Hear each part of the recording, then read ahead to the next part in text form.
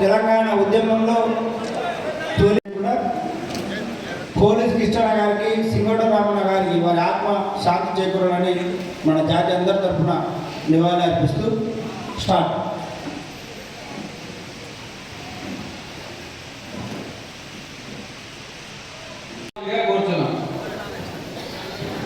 కూర్చోండి.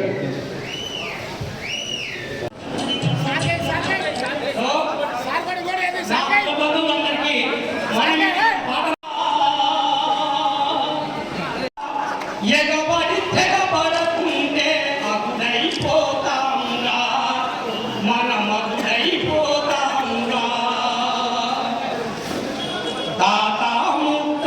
అంటే కొల్లాపూర్ తాలూకాలో రాజకీయాలు చేయాలంటే రెండు బలమైన సామాజిక వర్గాలు ఎదుర్కోవాల్సి ఉంటుంది. ఇక్కడ ఒక్కరు కాదు, మిగతా తాలూకాలో ఒక దగ్గరలోనే మనకి ఎక్కడైనా వస్తే వాళ్ళైనా ముందు వచ్చి వాళ్ళు ఎదుర్కోవడానికి ప్రయత్నం చేసి, కానీ ఇక్కడ ఏం సైలెంట్గా ఉండే వెలమ సామాజిక వర్గం ఒకవైపు, అగ్రెసివ్గా ఉండేటువంటి రెండో సామాజిక వర్గం, రెండింటిలోనే ఈరోజు ఈకొంటూ మనం రాజకీయ మనుగడను సాగించాల్సిన పరిస్థితి కొల్లాపూర్లో ఉంది కనుక నేను ఎప్పుడు చెప్పామని, రము కొంచెం స్లోగా వెళ్ళి నువ్వు స్పీడ్ ఎక్కువ వెళ్తున్నావు, స్పీడ్కి వెళ్తే అక్కడ ఇక్కడ పరిస్థితులు చాలా డిఫరెంట్ ఉన్నాయి అని చెప్పి చాలా సందర్భాల్లో చెప్పడం జరిగింది రామన్నకు.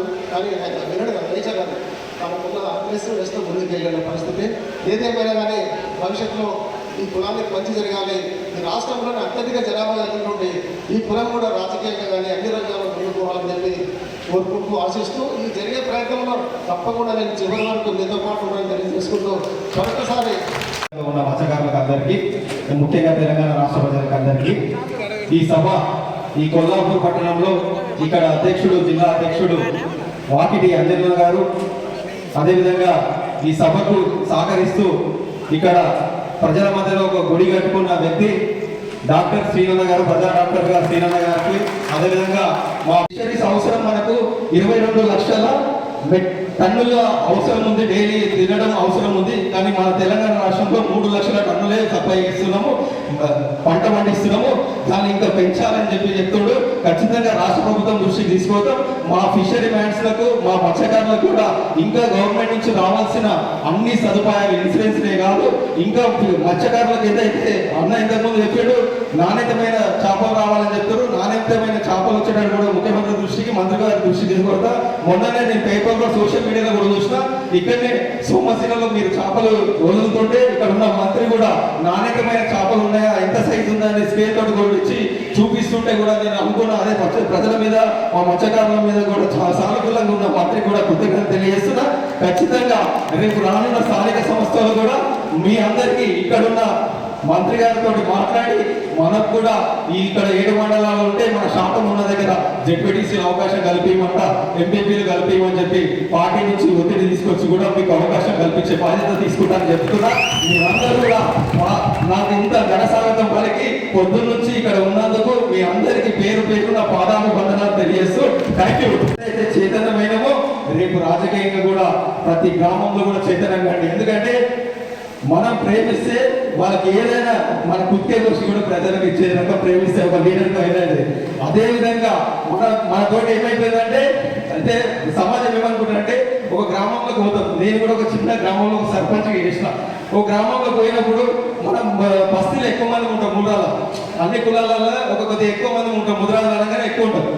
అరే మా ముద్రాజు వాళ్ళని మనం ఇట్లా అనగానే చిన్న చిన్న కులాలలో వాళ్ళు ఉంటారు, అరే వాళ్ళు ఎదిగితే వాళ్ళు మన ఊకుంటారో లేదో అనే భయం ఉంటుంది. కానీ అట్లా ఉండకుండా మనమందరం కూడా ఎస్టీలను, బీసీలను, మైనార్టీలను, అన్ని వర్గాలను తోడు కలుపుకొని రాజకీయంగా ఈరోజు మనం ఎట్లయితే అందరినీ కలుపుకొని ఎట్లా సమైక్యంగా పోతున్నామో అన్ని కులాలను కలుపుకొని మన హక్కులు కూడా సాధించుకుందాం మనం కూడా. ఎందుకంటే బాబాసాహెబ్ అంబేద్కర్ ఎట్లయితే ఎస్టీ సోదరులకు అందరికీ గురించి రాసిందో రాజ్యాంగంలో, ఆ రాజ్యాంగ హక్కులు కూడా మనం అందరం తీసుకుందాం అందరినీ.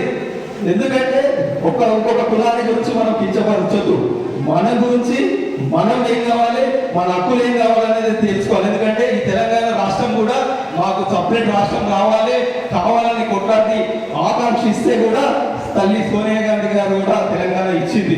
అట్లాంటిది ఇచ్చిన తల్లి ఈ రోజు మన కులానికి కూడా గౌరవం ఇస్తుంది. మనకు కావాల్సిన బీసీడీ నుంచి బీసీఏలకు చేపించే బాధ్యత మేము అందరం తీసుకుంటామని తెలియజేస్తున్నా. అందరం నాయకులు తీసుకొని ఖచ్చితంగా చేపిస్తాం.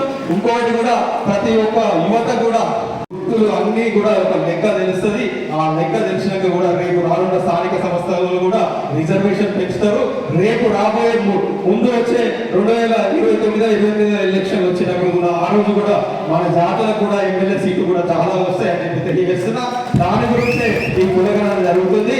ఈ కులగణనలు కూడా ఇంకోటి కూడా పార్టీలో కూడా నేను ఒకసారి మాట్లాడుతుంటే, ఎందుకంటే నేషనల్ పార్టీ కాబట్టి వారికి ఈ నేషనల్ పార్టీలో ప్రతి ఒక్క కులాలను గౌరవిస్తారు. అందులో సంపన్న వర్గాలను గౌరవిస్తారు. ఎస్సీలను, ఎస్టీలను, మైనార్టీలను, బీసీలను అన్ని వర్గాలను గౌరవించే పార్టీ కాంగ్రెస్ పార్టీ. కాబట్టి ఆ పార్టీలో నేను ఉన్నప్పుడు మేడం దీపాదాస్ మేడం ఇక్కడ ఇన్ఛార్జ్ మహేష్ కుమార్ గౌడ్ పిసిసి కూడా ఒక రోజు పిలిచి మాట్లాడుతుంటే, మీ కులంలో లీడర్షిప్ పెంచండి, 33 జిల్లాల్లో ఉన్నారు, మీ జాతులలో లీడర్షిప్ పెంచండి, అక్కడక్కడ ఎవరైతే ఉన్నారో వాళ్ళ లీడర్షిప్ పెంచి వాళ్ళ డెప్యూటీసీలను, ఎంపీపీలను, సర్పంచ్లను అన్ని విధాలుగా తోడు ఉండాలి. మధు మీరు ఉండి ఆ బాధ్యత తీసుకోవాలి మన పార్టీ తరఫున చెప్పారు. ఖచ్చితంగా నేను ఆ బాధ్యత తీసుకొని ప్రతి 33 జిల్లాల్లో ఉన్న 119 కాన్స్టిట్యూన్సీలో ఉన్న మన ముద్రా జాతులు, తెలుగులు అందరికీ కూడా రేపు రాజకీయంగా మీకు అవకాశాలు, నేను కూడా మీకు తోడు ఉండి ఖచ్చితంగా దాని గురించి పోరాటం చేసి నేను ఉంటానని చెప్తున్నా. ఇంకోటి మన అందరి సమస్య కూడా ఒకటి బీసీడీ నుంచి బీసీఏ కావాలని మనం ఎప్పటి నుంచో దీర్ఘకాల పోరాటం చేస్తున్నాం. కానీ దీర్ఘకాల పోరాటంలో కూడా గతంలో వైఎస్ రాజశేఖర రెడ్డి ముఖ్యమంత్రి ఉన్నప్పుడే కొన్ని రోజులు బీసీడీ నుంచి బీసీఏలకు చేసింది కూడా కాంగ్రెస్ పార్టీ. అదే విధంగా కాకుండా ఈ రోజు కూడా కాంగ్రెస్ పార్టీ రేవంత్ రెడ్డి ముఖ్యమంత్రి గారు కూడా చెప్తుండే మాట ఇచ్చిన దాని ప్రకారం ప్రజల కోరికనే, ప్రజల అభిప్రాయమే వాళ్ళు ఏది కోరుకుంటే అది చేయడానికి మనం రెడీ ఉన్నాం. బీసీడీ నుంచి కూడా బీసీఏలకు కూడా తొందరలో చేస్తాం. ఈ కులగణన తర్వాత కూడా అందరి, ఎందుకంటే దాంట్లో ఉన్న లీగల్ టెక్నికల్స్ అవన్నీ కూడా తీసుకొని ఖచ్చితంగా చేస్తాం. బీసీడీ నుంచి బీసీఏ చేస్తామని కూడా మాట ఇచ్చాడు. ఖచ్చితంగా జరుగుతుందని చెప్పి తెలియజేస్తే ఈ ప్రభుత్వంలో ముఖ్యంగా